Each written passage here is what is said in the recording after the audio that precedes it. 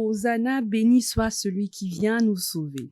Hosanna, béni soit ton nom, ô roi des nations, maître de tout, à toi la richesse, à toi, ô Seigneur, les peuples et la terre. Tu l'as fondée sur les océans, inébranlable, ô Dieu, tu la gardes. Élevez-vous, porte éternelle, levez vos frontons, porte du ciel. C'est le Seigneur, le fort, le vaillant, qu'il entre aujourd'hui, le roi de gloire.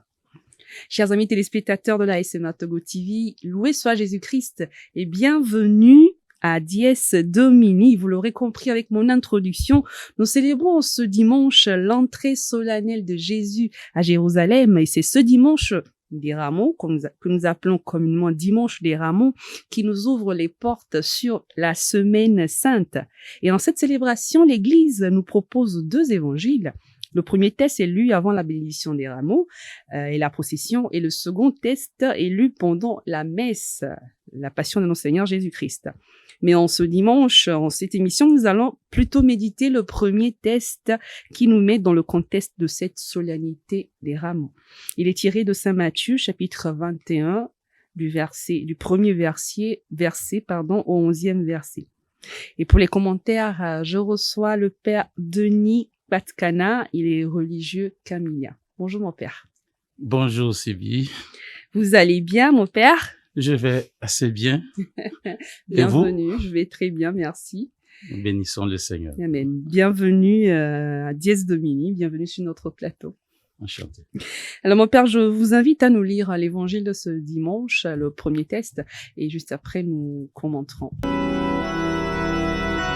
Évangile de Jésus-Christ selon saint Matthieu, chapitre 21, versets 1 à 11. Jésus et ses disciples, approchant de Jérusalem, arrivèrent en vue de Bethphagée, sur les pentes du mont des Oliviers. Alors, Jésus envoya 2 disciples en leur disant: allez au village qui est en face de vous. Vous trouverez aussitôt une ânesse attachée et son petit avec elle. Détachez-les et amenez-les moi. Et si l'on vous dit quelque chose, vous répondrez: le Seigneur en a besoin. Et aussitôt, on les laissera partir. Cela est arrivé pour que soit accomplie la parole prononcée par le prophète. Dites à la fille de Sion: voici ton roi qui vient vers toi, plein de douceur, monté sur une ânesse et un petit âne, le petit d'une bête de somme. Les disciples partirent et firent ce que Jésus leur avait ordonné. Ils amenèrent l'ânesse et son petit, disposèrent sur eux leurs manteaux, et Jésus s'assit dessus. Dans la foule, la plupart étendirent leurs manteaux sur le chemin, d'autres coupèrent des branches aux arbres et en jonchaient la route. Les foules qui marchaient devant Jésus et celles qui suivaient criaient: Hosanna au fils de David, béni soit celui qui vient au nom du Seigneur, Hosanna au plus haut des cieux. Comme Jésus entrait à Jérusalem, toute la ville fut en proie à l'agitation et disait: qui est cet homme? Et les foules répondaient: c'est le prophète Jésus de Nazareth en Galilée. Acclamons la parole de Dieu. Louange à toi, Seigneur Jésus. Merci, Père Denis. Alors, mon père, première question. Alors, est-ce qu'on pourrait essayer de contextualiser ce texte et après, est-ce qu'on pourrait comprendre pourquoi la célébration du dimanche des Rameaux? Merci, Sibi. L'évangile de Saint Matthieu que nous venons d'écouter est celui justement qui donne le signal de départ pour la procession.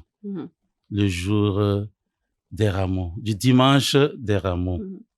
Et cet évangile est, je voudrais bien le situer d'abord en amont, je vais dire, par rapport au texte qui précède celui-ci. Effectivement, Jésus intervient dans un contexte où Saint Matthieu parle du royaume de Dieu et de sa venue. Il parle de la venue du Fils de l'homme. Il parle de l'autorité de Jésus. Et cela, c'est dans la 5e partie. Et dans cette 5e partie, avant juste ce texte que nous venons de proclamer, Jésus a posé 2 actes importants. D'abord, il a annoncé pour la 3e fois à ses disciples sa passion. Il dit, voici que nous montons à Jérusalem et le Fils de l'homme sera livré aux grands prêtres et aux scribes. Ils le condamneront à mort et le livreront aux païens pour être bafoué, flagellé et mis en croix. Et le 3e jour, il ressuscitera. Ça, c'est le verset 17 à 19 de l'évangile de Saint Matthieu. J'en parle parce que nous y reviendrons. Et quand il dit ceci, la mère des fils de Zébédée approche et lui demande, pendant qu'il parle de sa mort, elle demande qu'un de ses fils siège à ses côtés, l'un à sa gauche, l'autre à sa droite. La réponse de Jésus était bien claire. S'asseoir à ma gauche, à ma droite, cela ne m'appartient pas. Vous pourrez bien boire ma coupe, mais s'asseoir à gauche ou à droite, cela est réservé à ceux à qui mon Père les a destinés. Et quand Jésus continue son chemin, c'est qu'il rencontre 2 aveugles de Jéricho, toujours à Jéricho, 2 aveugles qui se mirent à crier « Aie pitié de nous, fils de David! Aie pitié de moi, fils de David! » Voilà. Des cris déjà qui nous font entrer. Et ce qui est merveilleux, Jésus les a guéris et tout de suite, ils se sont mis en route avec Jésus. Ils ont commencé par suivre Jésus.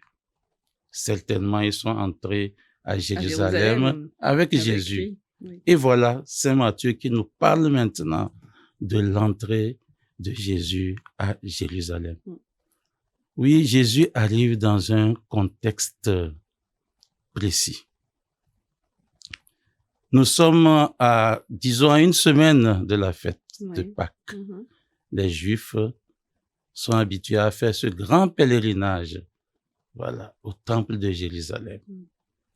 Là, il y a une grande affluence. Les Juifs viennent de partout dans le monde. Ça, c'est le contexte religieux de cet évangile-là. Les Juifs, eux aussi, entre eux, connaissaient des divisions, surtout au niveau des chefs religieux.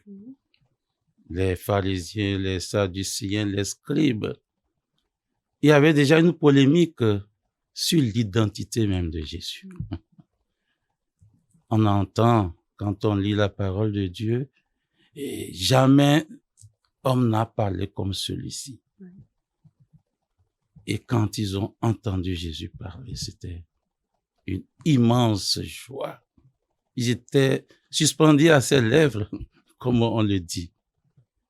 Et certains déjà affirmaient, c'est vraiment le Fils de Dieu. Celui-ci est le Fils de Dieu. Mais d'autres, non. De Galilée, le Christ peut-il venir de Galilée? Non, ce n'est pas écrit. Il y a aussi, je dirais, un contexte législatif flou parce que quelqu'un va leur demander, mais quand ils ont voulu commencer par s'attaquer à la vie de Jésus, mais pouvons-nous condamner quelqu'un sans l'avoir entendu?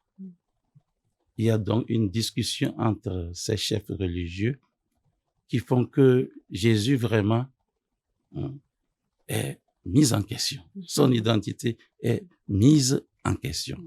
C'est un peu le contexte religieux avec un contexte législatif un peu flou aussi. Voilà. D'accord. Merci mon père. Alors mon père, de toute évidence, en lisant le texte, enfin peut-être c'est de ma compréhension, on comprend que Jésus avait il avait prévu cette entrée triomphale à Jérusalem, puisqu'il a demandé aux disciples d'aller lui chercher l'ânesse et son petit. Alors la question qu'on se pose, que moi je me pose, est que pourquoi le Seigneur décide de faire cette entrée triomphale, sachant justement que les pharisiens cherchaient à le capturer. Pourquoi lui qui d'habitude n'aime pas trop se faire voir, il se fait petit, effacé, d'un coup, il se fait voir à la manière des rois de la terre. Il fait une entrée triomphale à Jérusalem. Oui, nous disons souvent que c'est une entrée triomphale. Mais dans la profondeur du texte,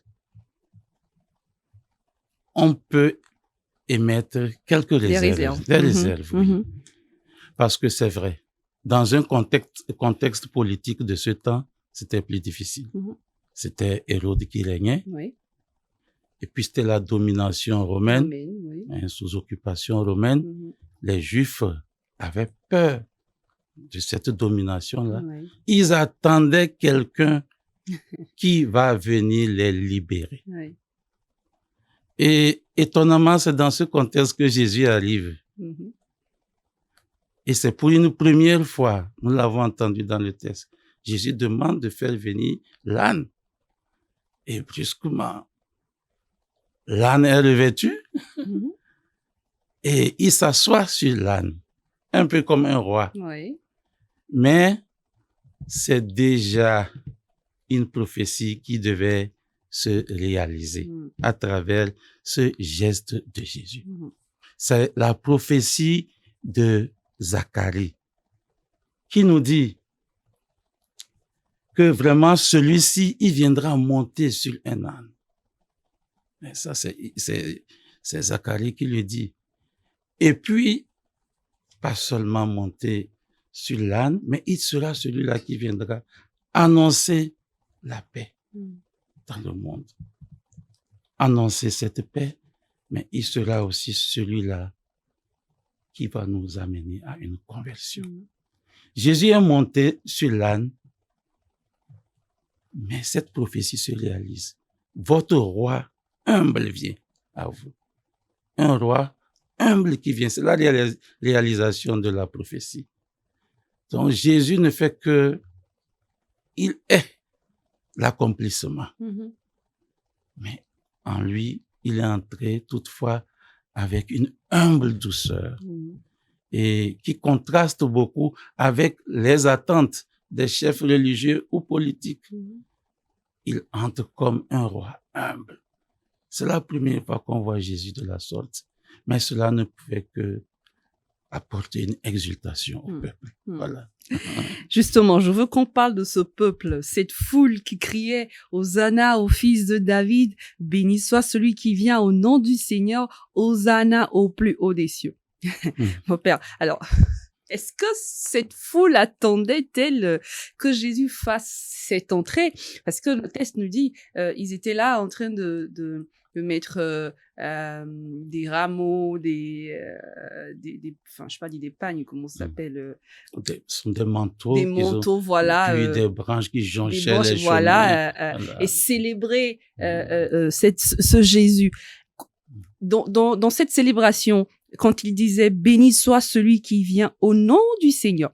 Alors, comment l'ont-ils reconnu comme celui-là qui vient au nom du Seigneur? Est-ce que c'est peut-être cette foule qui le suivait quand il faisait ses miracles, quand il a, par exemple, multiplié le pain, quand il a guéri les malades? Est-ce que c'est peut-être cette même foule qui l'acclamait en ce moment-là?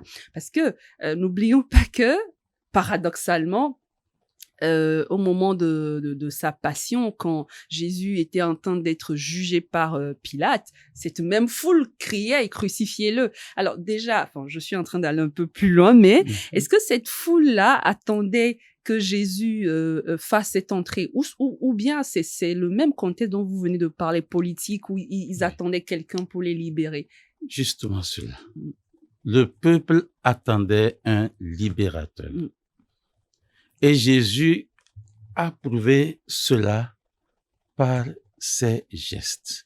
Les miracles qu'il a eu à accomplir, à un moment, ce même peuple a dit, ah, celui-ci, il est vraiment fils de Dieu. Et quand on le voit arriver assis sur un âne, ce qui n'a jamais été de l'habitude de Jésus, c'est cela justement qui déclenche cette joie. Le peuple, oui, va crier « Hosanna », béni soit celui qui vient au nom du Seigneur. Ça, c'est une exclamation hébraïque, « Hosanna », et puis qui renvoie à l'annonce du salut. Seigneur, donne-nous le salut. Dans le psaume 117, nous le disons souvent. Donne, Seigneur, la victoire. Donne, Seigneur, à ton peuple le salut. Béni soit celui qui vient au nom du Seigneur. Hosanna au plus haut des cieux. Ce sont ces cris qui ont été repris par une foule qui voyait vraiment un libérateur à la manière de ce monde. C'est un peuple qui exulte, mais insuffisamment. Il ne comprend pas au fond le mystère de Dieu qui se déroule. Cela sous leurs yeux. Hein? Voilà. Cela va se révéler progressivement et en moins d'une semaine, c'est justement eux qui l'arrêteront. Parce que Jésus, malgré ses miracles, était recherché par les grands prêtres. Ça, ils devaient le tuer. Il se prend pour le Fils de Dieu. Quelle que soit cette exultation, eux, ils attendaient de rendre le coup à Jésus. Voilà comment, finalement, ils finissent par l'arrêter et exigent qu'il soit crucifié. Crucifiez-le après avoir crié Hosanna. Voilà le scandale que nous avons eu à vivre en lisant cet évangile. Et c'est la deuxième partie, justement, de la liturgie du dimanche des rameaux et de la passion qui nous fera découvrir ce mystère d'un roi qui vient, non pas à la manière de ce monde, mais qui vient comme un messager de Dieu, un messager de paix. Merci, mon père. Alors, et nous, aujourd'hui, chrétiens de ce siècle, que devons-nous apprendre de cette entrée de Jésus, de cette royauté clamée par les Juifs, mais qui, au final, n'ont pas réellement compris cette royauté de Jésus. Aujourd'hui, comment nous pouvons percevoir la royauté du Christ dans notre vie?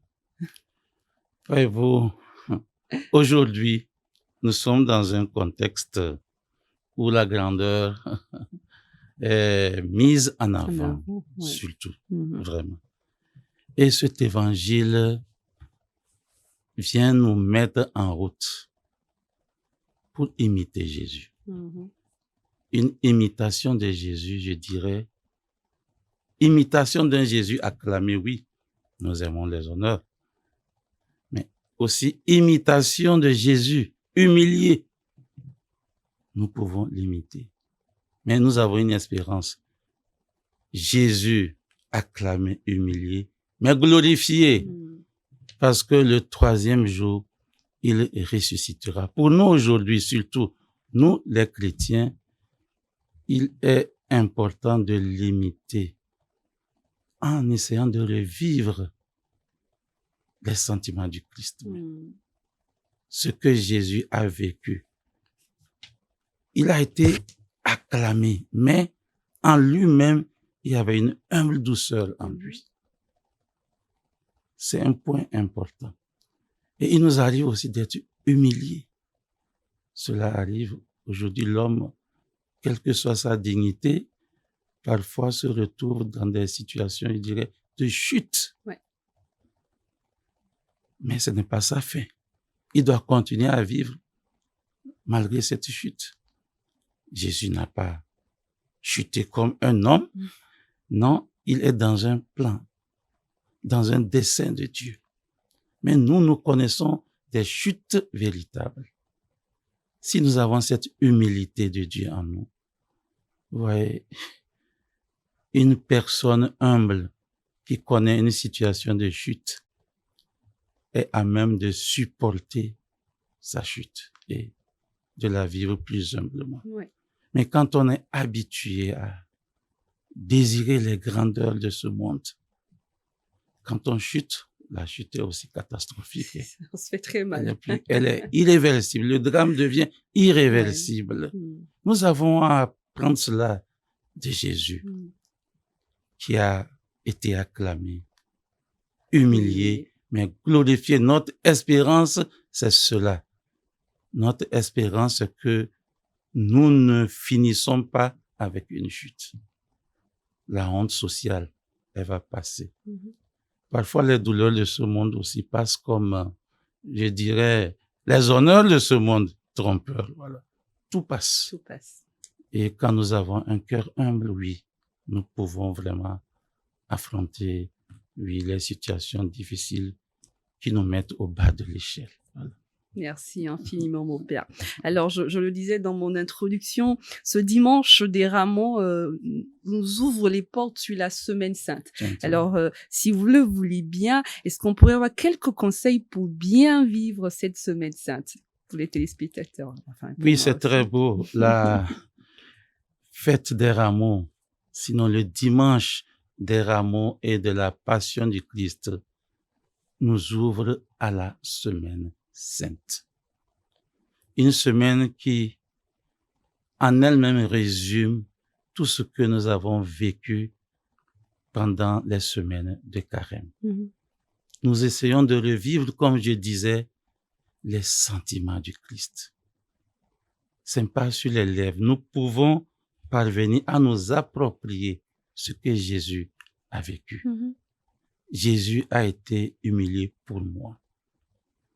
Il a été arrêté à cause de moi. Oui, il a été flagellé à cause de moi. Il est mort à cause de moi. Il a été enseveli à cause de moi.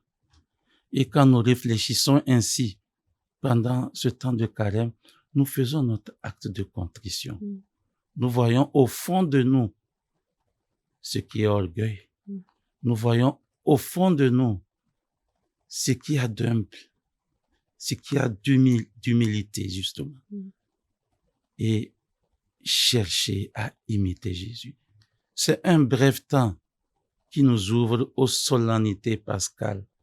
Nous allons vivre justement le Jeudi Saint, qui sera le lieu de l'humilité même, le lavement des pieds. Jésus nous apprend comment il faut servir. Imitons Jésus dans ce service en lavant les pieds à nos frères et sœurs les plus humbles. Si je suis un chef de service, que je puisse dire même bonjour à celui qui est au bas de l'échelle. Jeudi Saint, l'humilité.